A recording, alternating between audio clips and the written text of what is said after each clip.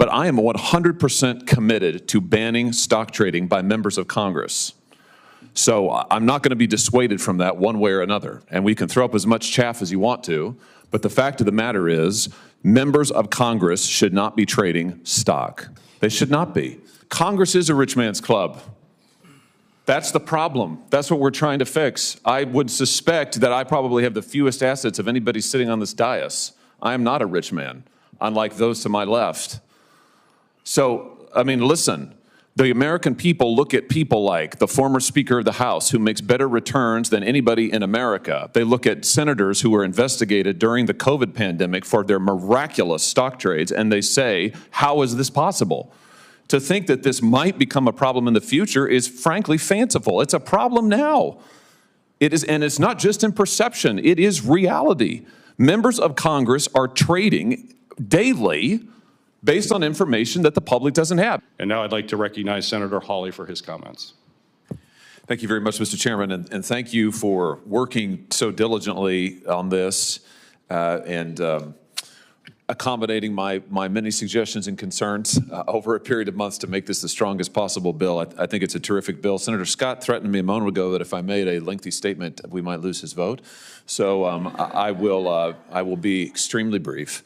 I just want to point out that the historic nature of this finally getting to a vote. There's been a lot of talk about banning stock trading by members of Congress. Never have we been able to get a vote. We're going to get that vote today. And I just think that this is such a simple proposition. The American people, when I go home and I say to folks, they ask me about stock trading, here's the thing that absolutely stuns them. They can't believe that it's legal already. They can't believe we can currently do it. Most members of the public think it's already banned. And when I say actually it's 100% legal, they say why? And there's no good answer to that question. We should be here to focus on the public's business, not private gain. We shouldn't be here day trading. We shouldn't be here focusing on our stock portfolios. We should be here doing what the American people sent us to do. And that's what this bill is about. With that, I yield back, Mr. Chairman. I came in here happy to vote yes on this self-flagellation. For my own part, what I did when I ran for office, I divested myself of all my marketable securities, turned them into cash. I've been sitting on cash. And you know how much I've lost in terms of opportunity cost since that point in time. So, from my standpoint, I was able to do that. I had the capability of doing that. And I thought that'd be the honorable thing to do. My wife has since purchased an ETF, which this does exempt, and I think that's a good thing. I would caution people in terms of, I'm going to vote no now. We don't want to turn Congress into a rich man's club. I think it's already suffers from that. And again, I thought also, and I would want clarification, it's mainly the reason I'm asking this, is are private businesses exempt or not exempt from this? I was told, again, it's hard to interpret legislative language, but if, I had a rather large manufacturing company, which I did not divest myself immediately, I since have, but that would be grotesquely unfair. We're going to limit the number of people, by the way, qualified people. I actually want people with manufacturing experience or business experience. People who've been successful in life. I'd like to see successful people come to Congress and bring their successful skills to bear here. So, again, I agree with Senator Romney. Insider trading is already illegal. I don't know. I think there's all kinds of suspected abuse. A lot of people come into Congress and all of a sudden they're multimillionaires later. But I think we do need to exercise caution. But again, I'm primarily speaking at this point because I want clarification.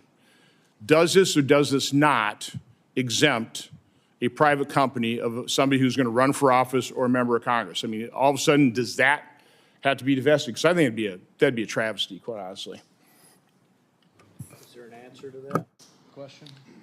The answer is that it's exempt if it's a small business as defined by the Small Business Administration. So how small is small defined by? 500 and under. 500,000. 500 employees and under is a small business.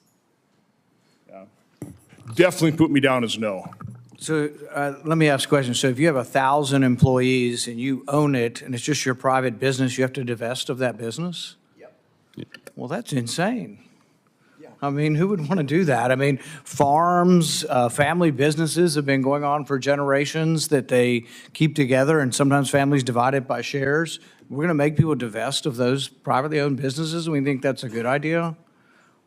I don't know. I mean, the thing is the popularity of voting for this to show you're against bad things is out there, but it's like, you know, one of the senators today said that no congressperson should enrich themselves from illegally obtained information.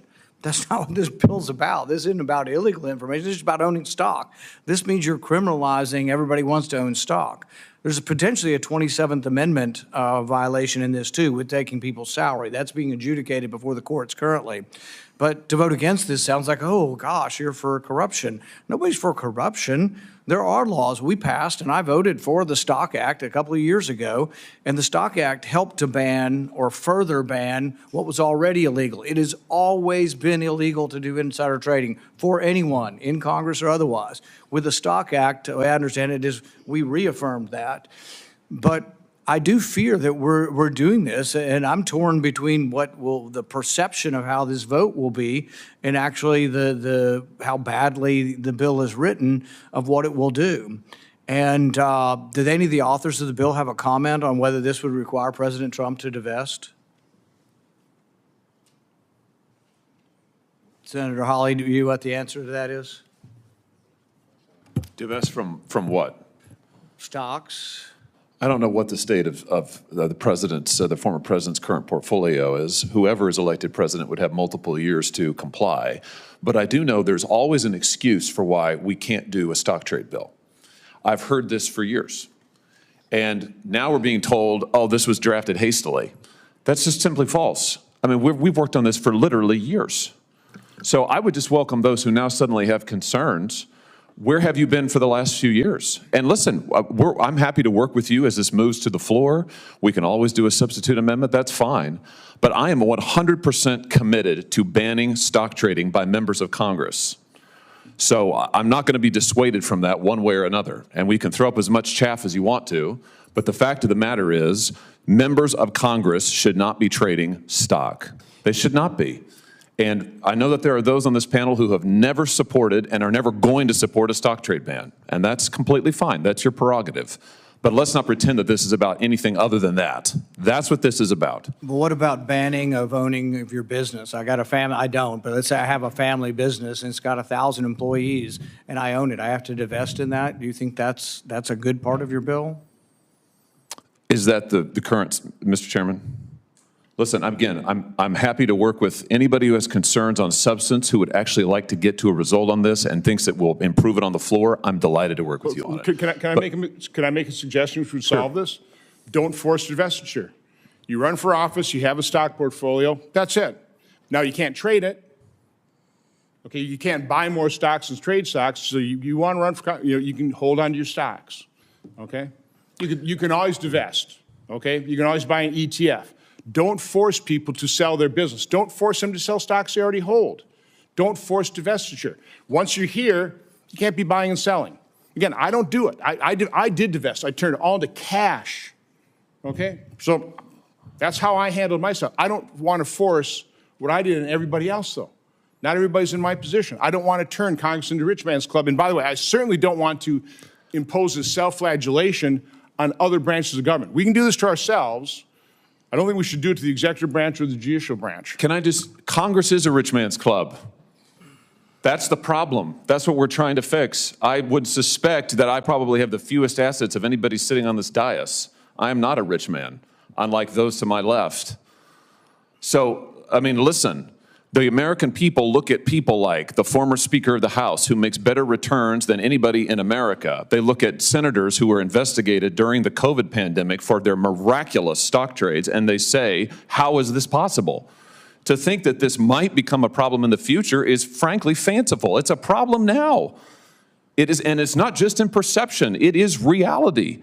Members of Congress are trading daily based on information that the public doesn't have. And now we've heard the insider trading. I understand that insider trading is banned, but let's be honest. Members of Congress get information that is technically not insider information as defined by the securities laws that is nevertheless extremely beneficial to know, and often we get it earlier than other people do. That's why senators rushed to trade stock at the beginning of the pandemic and were investigated for it. Ultimately couldn't be prosecuted because technically it wasn't a violation of the securities laws. Was it a good idea? No. Should it be happening? I submit that it should not be. So again, I just want to say to anybody who would like to support this bill but says I have concerns over technical aspects of the drafting, I hear you loud and clear, and I'm happy to work with you on that. Answering your question, former President Trump owns 114 million shares of Trump Media and Technology Group Corp., worth $3.776 billion. He would be required to divest that. All right? That would be at a massive disadvantage for him. Not to mention his other investments. Yeah, so you have Senator Johnson has proposed, what makes a lot of sense, which is to say, if you have investments, you don't have to sell them to run for office. You can't trade. But I didn't say this bill wasn't drafted quickly or hastily. I said it was drafted poorly. All right, there are a number of things the bill does which ought to be done, which I would support. But causing people that are running for office, including the President of the United States, to have to divest of all their public and private enterprise securities is simply something that's a mistake and would prevent people from running from office, including the person who's the Republican nominee for president. Senator Marshall, you're recognized for comments, and then Senator Langford, you're next. So thank you, Mr. Chairman. Certainly, I acknowledge the issue you all are describing, but I'm still going to support this bill. I think it's important enough that we get it to the next step, and hopefully the process can improve it. I would be impacted by the current legislation and have to divest myself of companies that we own prior to getting here. I agree with you completely, but I think this is so important. We need to move forward. My only wish is that we would have included spouses the moment it impacts us, because that's where it's being abused, is on spouses making some of these trades. When you have hundreds of thousands of people following a spouse's member of Congress through a Twitter feed, obviously there is a problem. So I'm ready to move forward with it. Appreciate everyone's efforts on this, and yes, it's got to be amended going forward. Thank you. Thank you, Senator Langford. Thank you, Mr. Chairman. As a person who's sitting to the left of Senator Hawley, we should put our bank accounts side by side and do some comparisons on it. As a former youth pastor, let me just ask a couple of questions on this. Senator Marshall, I think committee is the place to be able to hammer this out rather than between committee and the floor.